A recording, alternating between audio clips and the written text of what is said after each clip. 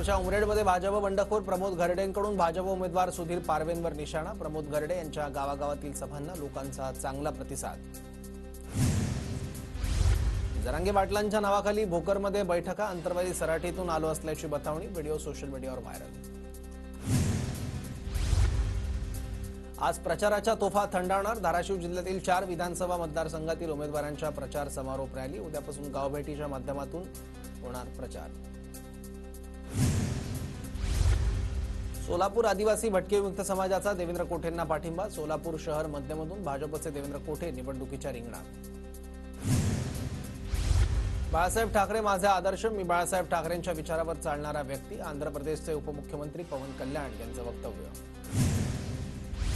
काँग्रेस बंडखोर कमल व्यवहार यांच्या कार्यकर्त्यांचा काँग्रेस उमेदवार रवींद्र दंगेकरांच्या समोर घोषणाबाजी। दोन्ही बाजूच्या कार्यकर्त्यांमध्ये घोषणाबाजी।